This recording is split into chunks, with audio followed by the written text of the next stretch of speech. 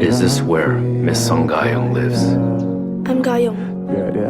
Who are you? I'm an acquaintance of your father's. I have a gift I was instructed to bring you, miss. Did he send you here? So he could see how I've been doing? Know what you could tell him? That I stopped waiting to hear from him a long time ago. I'll pretend my dad doesn't exist and he can forget about me too. These were your father's belongings. Mr. Song Gi-yeon has passed away.